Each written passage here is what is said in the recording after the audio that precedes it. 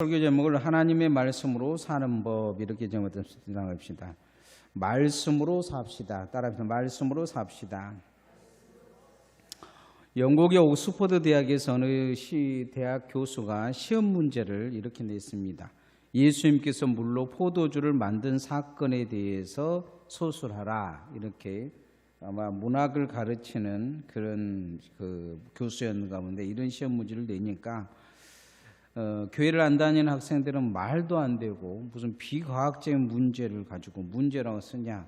시원찮게 다들 생각하고 그것은 꾸며낸 이야기다. 왜 성경에 그런 이야기가 기록되는지 모르겠다. 인간이 어떻게 그런 것을 할 수가 있느냐. 예수가 정말 있었느냐. 이렇게 이제 그 해답을 많이 썼습니다. 그런데 한 학생이 참 기가 막힌 답을 썼어요.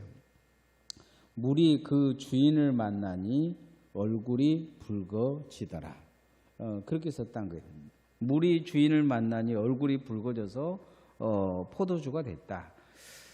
이 답을 쓴 사람은 누구냐면 나중에 영국의 유명한 시인이 된 바이런이라는 사람입니다. 이 답안은 만점을 받아서 최우수 학점을 받았다고 합니다. 물이 그 주인을 만나니 얼굴이 붉어지더라. 신앙이라는 것은 어떤 관점에 있느냐, 어떤 무엇을 바라보느냐에 따라서 그 눈으로 바라보느냐에 따라서 그게 달라집니다. 믿음이 없는 사람들은 성경 이야기 나오니까 벌써 부정적으로 이야기하고 어떻게 하든지 그것을 깎아내리려고 하고 예수는 없다. 그다음에 신은 존재하지 않는다. 그것에 대해서 집중했었는데 그러나 믿음에 있는 사람은 그것을 믿음의 눈으로 고백하고 있는 것을 볼 수가 있습니다. 말씀을 바라볼 때도 우리가 마찬가지입니다. 믿음의 눈이 있는 사람들은 말씀이 말씀으로 들립니다. 믿음의 눈으로 이렇게 바라보면 말씀이 귀로 들린다는 거죠. 영혼에 들린다는 거죠.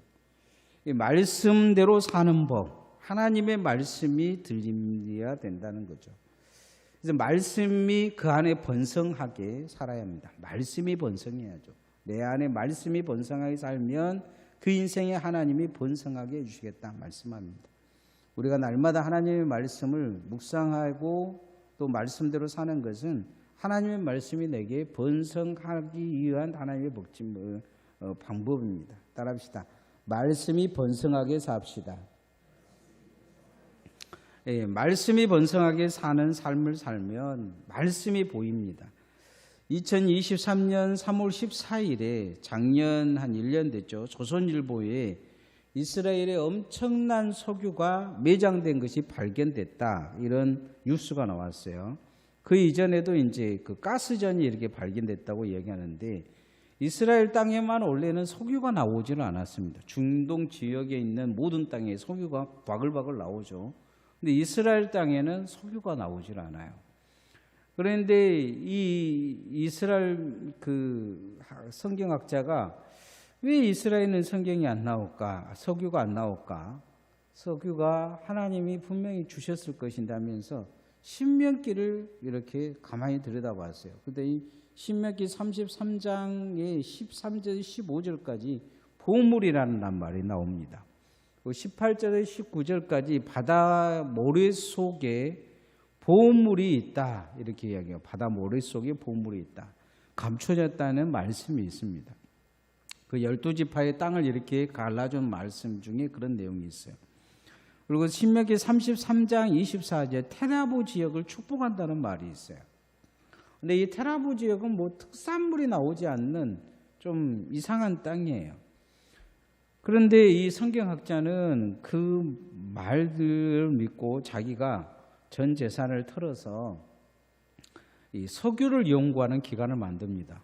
그리고는 그 말씀 지역에 조사를 해봐요. 그 결과 이 전 세계가 한 3분의 1이 쓸 수 있는 가스전이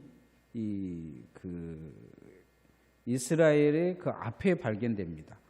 지금 이제 팔레스타인하고 전쟁을 하고 있는데요. 팔레스타인 그 전쟁 지역이 좀 앞으로 가면 이 가스전이 있어요. 이스라엘이 이 가스전 때문이라도 팔레스타인을 몰아낼 것입니다. 이 가스전 매장량이 어마어마합니다. 그리고 이제 북쪽에 그 쓰잘데기 없는 땅이라고 생각했던 테라보 지역에 이 사우디아라비아가 지금 가지고 있는 석유가 2,600억 배럴이라고 합니다. 이 사우디아라비아가 가지고 있는 석유 매장량큼 거기가 2,500배의 석유가 유전이 지금 발견된 거예요. 엄청난 유전이 발견이 된 거죠. 한 2000년간 성경을 계속 이제 이 성경이 쓰여진 지가 한 4000년에서 5000년 정도 되는데, 그거에 대해서 쭉 읽으면서 그냥 무심코 읽었던 그 성경을 어떤 한 사람은 그대로 그 성경대로 이렇게 찾아서 보고 그것을 발견하고 거기 파니까 석유와 가스전이 나왔다는 거죠. 세계적인 석유로 부자가 된 세계 가장 한때 부자였던 로펠로도 성경에 이 바벨론 지역에 바벨탑 쌓았다는 이야기를 듣고 그 주변에 있는 석유를 시추해가지고 세계적 부자가 됐죠. 어찌 보면 우리는 이렇게 보이는 돈에 대해서 캐고 그런 건 중요하게 여겨도 하나님 말씀에 복이 있고 하나님의 말씀에 보물이 있고 하나님의 말씀대로 삶이 번성할 것이라는 생각은 별로 안 하고 사는 것 같아요. 그러니까 말씀을 무시하고 사는 것이죠. 말씀이 번성하면 그 삶에 하나님의 은혜와 복이 번성할 것이다. 신명기 8장 1절에 말씀하고 있습니다. 오늘 같이 읽어보십시다. 시작. 내가 오늘날 명하는 모든 명령을 너희는 지켜 행하라. 그리하면 너희가 살고 번성하고 여호와께서 너희 열조에게 맹세하신 땅에 들어가서 그것을 얻으리라. 하나님의 말씀을 너희는 지켜 행하라. 그리하면 너희가 살고 번성할 것이다. 말씀하죠. 다시 말씀드리면 번성하고 싶으면 번성의 축복은 어디 있느냐? 하나님 말씀에 있다는 거예요. 인생의 번성은 하나님의 말씀에 있다. 이렇게 말씀하고 있습니다. 아담과 하하가 가인을 낳고 셋을 낳아서 인류가 이제 번성하기 시작해요. 번성하기 시작하는데 하나님은 인간을 만들어 놓고 후회하십니다. 그리고 물로 심판해 버리겠다고 말씀하셔요. 이 번성은 하나님의 심판이 온 번성은 어떤 것이었냐면 하나님의 말씀대로 살지 않은 것입니다. 하나님의 말씀대로 살 때 인생의 번성이 옵니다.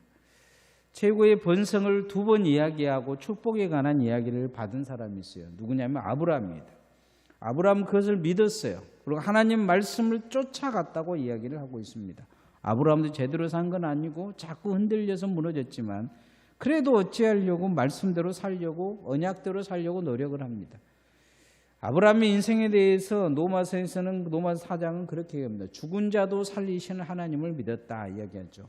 하나님이 그 믿음을 의로 여기셨다 이야기합니다. 어쨌든 자기 안에 말씀이 번성하게 하려고 애쓰고 살았다는 거예요. 우리도 하나님의 말씀이 내 안에서 번성하도록 살아야 될 줄 믿습니다. 자꾸 하나님 말씀을 가까이 하고 말씀을 믿고 의지하고 말씀을 실천하려고 노력을 해야 합니다. 한 말씀이라도 내 삶에서 나타나게 하려고 애를 쓰는 삶, 그 삶에 하나님의 번성이 나타나게 될 것입니다. 하나님은 이 땅에 우리가 부자가 되고 그런 쪽의 번성도 기대하고 계시지만 가장 큰 번성은 뭐냐면 영적인 번성입니다. 내 주변에 있는 사람들이 다 예수 믿고 나와 함께하는 사람들이 예수 믿고 나를 만나는 사람들이 예수 믿는 번성을 기대하고 계신 것입니다. 내 안에 말씀이 번성하면 영적인 번성이 나타날 것입니다. 여러분의 가정에 여러분의 또 삶에 영적 번성이 있기를 소원합니다. 2번째, 하나님의 말씀이 내 안에 나타나는 것 중에 한 가지는 뭐냐면 말씀으로 세상을 이겨가는 것입니다. 따라하시라. 말씀으로 세상을 이겨갑시다. 북유럽 바다에서 가장 많이 잡히는 생선이 정어리라고 합니다.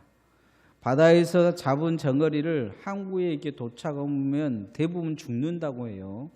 정어리 우리는 이제 그거 잘 먹지도 않지만은 정어리를 이렇게 이렇게 회도 해 먹고 그러면서 살아있는 정어리는 식감이 좋아가지고 아주 비싼 가격에 팔렸다고 합니다.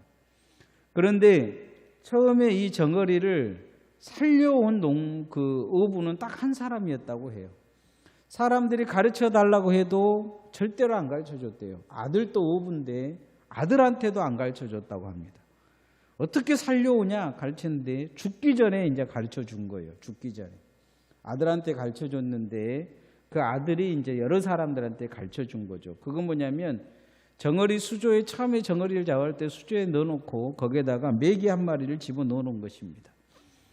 그러니까 이제 정어리들이 메기한테 안 잡아먹으려고 메기가 움직이면 계속 움직이는 거예요.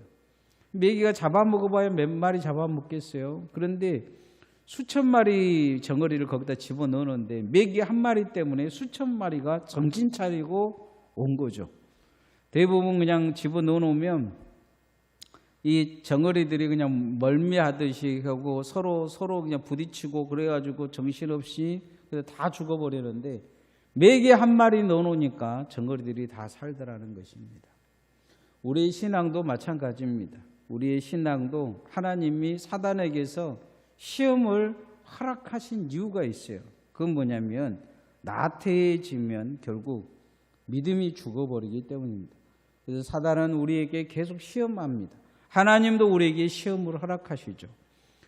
예수님도 40일간 금식 기도하신 후에 사단에게 시험을 받았습니다. 그 사단에게 시험을 받았을 때 예수님이 배고프니까 돌로 떡을 만들어라고 이야기를 합니다. 그때 하신 말씀이 오늘 9절이 있습니다. 신명기 8장 2절 말씀 한번 같이 읽읍시다. 시작. 내 하나님 여호와께서 이 40년 동안에 너로 광야의 길을 걷게 하신 것을 기억하라. 이는 너를 낮추시며 너를 시험하사 내 마음이 어떠한지 그 명령이 지키는지 아니 지키는지 일러 하려 하십니다. 하나님이 이게 시험하라, 이게 성전에서 뛰어내리라 이렇게 했을 때 내 하나님을 시험치 말라 하신 말씀이 이 구절과 관계가 있습니다. 믿음의 생활을 하다 보면 시험이 있을 수 있어요. 근데 자꾸 우리에게 이 시험을 그건 두 가지 형태가 있습니다. 하나는 시험을 통해서 더 단단해지기 위한 것이고 하나는 하나님이 시험을 통해서 가지를 치기를 위한 것입니다. 하나님이 주신 시험은 두 가지 형태가 있어요. 그래서 더 단단하게 위해서 시험을 주신 것이죠. 믿음이 더 단단해지기 위해서 훈련시키신 것입니다. 훈련의 개념이 있어요. 또 하나는 뭐냐면 가지치기 개념이 있습니다. 시험이 든 것은 대부분의 시험은 자신의 잘못과 연약함으로 드는 경향이 되게 강합니다. 시험 들었다는 사람들을 대부분 보면 자기 잘못이 더 커요. 자기의 부족함이 되게 큽니다. 그런데 그 부족함을 남이 알아주지 않는다 그래서 시험 든 경향이 되게 강합니다. 내가 부족했다 이걸 인정하는 것보다는 남이 나를 알아주지 않는다. 남이 날 세워주지 않는다. 이게 더 훨씬 더 큰 경향이 있습니다. 그런데 하나님은 그것을 통해서 그것을 자꾸 더 아픈 데를 건드시면서 자꾸 우리가 낮아지고 겸손해지고 우리 자신을 알기를 원하고 계신 걸 볼 수가 있어요. 욥에게 하나님이 사단의 시험을 허락하십니다. 하나님도 시험해 보겠다는 거죠. 그래서 성경은 시험을 두 가지로 이야기합니다. 하나는 테스트를 이야기하고 하나는 템프테이션을 이야기를 합니다. 예수님이 시험 받으신 모습도 보면 어떤 곳은 테스트라고 이야기하고 어떤 곳은 템프테이션이라고 이야기하고 있어요. 하나님이 시험하신 것은 테스트고 사단이 시험한 것을 템프테이션이라고 이야기합니다. 똑같은 시험인데 이 동전의 양면처럼 조금 다릅니다. 사단은 무너뜨리기 위해서 시험하지만 하나님은 성장시키기 위해서 시험한 걸 볼 수가 있어요. 이스라엘 백성들이 광야에서 이렇게 하나님이 정말 줄이고 그들이 목마르게 한 주된 이유는 뭐냐면 하나님 말씀으로 사는지 안 사는지 지키는지 안 지키는지 알려 하십니다. 우리 성경 말씀하고 있어요. 우리들이 하나님의 말씀대로 살 때 이 사단의 시험을 이길 수가 있습니다. 그러지 않으면 우리가 자꾸 넘어질 수가 있어요. 그래서 시험에 들지 않게 주님은 깨어있으라 말씀하고 있는 것을 볼 수가 있습니다. 하나님의 말씀으로 세상을 이겨가야 합니다. 우리 신앙의 약점, 부족함은 무엇으로 이길 수 있느냐? 말씀과 기도로 이길 수가 있습니다. 말씀과 기도가 아니면 자꾸 무너질 수가 있어요. 말씀이 제대로 가르쳐주지 않냐면 내가 잘한 줄 알 수가 있습니다. 잘못 갈 수도 있어요. 여러분, 요즘은 이제 예전엔 지도를 보고 갔지만 요즘은 내비게이션 보고 가잖아요. 내비게이션이 자꾸 가르쳐줘야 요즘은 길을 알 수가 있어요. 서울 같은 경우 예전에도 이제 제가 그 학교 다녔던 길은 환히 안다고 제가 차를 몰고 갔는데 잘 모르겠더라고요. 이제는 뭐 도로 폭도 다르고 전혀 모르죠. 전혀. 뭐 강진이야 이제 환히 알고 이렇게 뭐 작은 도시들이야 어렸을 때 지나갔지만 언젠가 이제 제가 그 목회했던 그 진월동을 이렇게 차를 몰고 가는데 그 골목으로 들어가니까 모르겠더라고요. 모르던 아파트들이 어마어마하게 쓴 거죠. 제가 어렸을 때 학교 다녔던 양림동도 보면 전혀 모르겠어요. 양림동에 그 가보면 뭐 아파트들이 전에는 없던 아파트들이 쭉쭉 학교 그 호신대 주변으로 많이 서가지고 내비를 치지 않고는 잘 몰라요. 없던 아파트들이 막 섰기 때문에 대충 지리는 알지만은 정확히 찾아갈 수가 없습니다. 그런 것처럼 하나님의 말씀이 내 인생에 제대로 가르쳐 주시지 않으면 우리는 신앙의 길을 잃어버릴 수가 있습니다. 그래서 세상을 이길 수 있는 것은 하나님의 말씀을 붙들고 깨어 기도하는 것입니다. 여러분, 말씀으로 세상을 이겨가시기를 소원합니다. 세 번째, 우리 하나님의 말씀으로 세상을 이겨가면 우리는 말씀으로 승리할 수 있습니다. 따라합시다. 말씀으로 승리합시다. 사복음서에서 모두 나오는 기적이 있습니다. 바로 오병이의 기적입니다. 오병이의 기적은 예수님이 이 기적을 일으키신 이후에 예수님 따르던 사람들이 다 예수님을 떠나가게 된 동기입니다. 여러분, 오병이의 기적을 일으켰으면 예수님 더 많이 이렇게 믿어야 되잖아요. 근데 오병이의 기적을 일으키고 나서 이 사람들이 이제 그 요한복음에 보면 예수님을 왕으로 세우려고 합니다. 예수님 산으로 도망가 버리셔요. 제자들은 야 너희들은 빨리 바다로 건너가 갈릴리 바다 그 호수를 건너가라고 배 타고 가라고 흩어버리십니다. 그리고는 보니까 내려와 보니까 다 도망가 본 거예요. 다 도망가 버려요. 예수님이 실망한 거죠. 예수님에게서. 이 사람들이 왜 왕으로 만들고 싶어 했겠습니까? 그것은 그들이 이제 예수님만 있으면 일하지 않아도 되겠다고 생각한 거예요. 여러분, 제가 기도를 해서 돈 1,000원짜리를 5만 원짜리로 만들어 놓는다든지 아니면 여러분이 5만 원짜리 한 장 가져오면 뭐 100개 만들어준다, 1000개 만들어준다 그러면 그 소문 나면 아마 이번 주에 교회 주일날뿐만 아니고 평일날에도 차고 넘칠 겁니다. 너나 나는 5만 원짜리 들고 오지 않겠어요? 네? 그냥 마대짜리 하나, 5만 원짜리 오른손에다는 마대짜리 하나, 왼손에는 그냥 5만 원짜리 하나 이렇게 들고 올 거 아니에요. 이 마대짜리 5만 원짜리 가득 채워달라고. 아마 예수님을 바라보면서 이 사람들이 그런 생각을 가졌던 것 같아요. 그런데 예수님이 도망가신 이유는 뭐냐면 그들이 믿음에서 실패했기 때문입니다. 믿음에서 실패했어요. 이 사람들은 믿음에서 실패합니다. 주님이 이제 그 마태복음 16장에 보면 그 사람들은 뭐 때문에 예수님을 믿느냐 이것에 대한 질문을 하고 있어요. 뭐라고 하더냐? 그러니까 어떤 사람은 선지자라고 믿고 어떤 사람은 세례 요한이라고 믿고 너네들은 나를 뭐라고 믿느냐? 그러자 베드로가 그러죠. 주는 그리스도시요 살아계신 하나님의 아들이시다. 그 이야기 하기 전에 주님이 하신 말씀이 있어요. 너희들도 나를 다 떠나가려고 하느냐 이야기하죠. 나는 너희들에게 돈이 되지 않는다니요. 돈 되는 사람이 아니다. 복될 사람이 아니다. 막 그런 이야기를 쭉 하셔요. 너희들에게 있어서 이 인생의 승리는 무엇이라고 생각하느냐? 이거에 대한 이야기를 지금 하고 있는 거예요. 우리도 신앙생활은 무엇 때문에 합니까? 돈 많이 벌려고 합니까? 우리가 세상에서 뭐 잘 되려고 신앙생활 합니까? 그렇다면 우리의 믿음은 승리하지 못할 것입니다. 사단은 40일 금식 후에 예수님에게 돌로 떡으로 만들어라는 이야기는 네가 그냥 성공할 수 있다, 그 이야기하죠. 성공할 수 있다. 성공을 이야기하는 것입니다. 성공.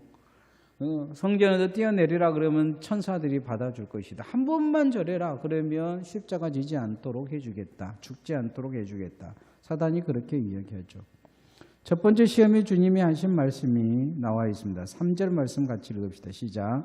너를 낮추시며 너로 줄이게 하시며 또 너로 알지 못하며 내 열조도 알지 못하면 만나를 내게 먹이신 것은 사람이 떡으로만 사는 것이 아니요 여호와의 입에서 나오는 모든 말씀으로 사는 줄을 너로 알게 하려 하십니다.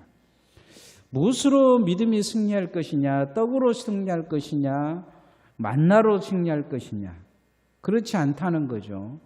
하나님의 말씀으로 사는 인생, 그게 믿음의 승리가 있다. 이렇게 말씀하고 있는 것을 볼 수가 있습니다.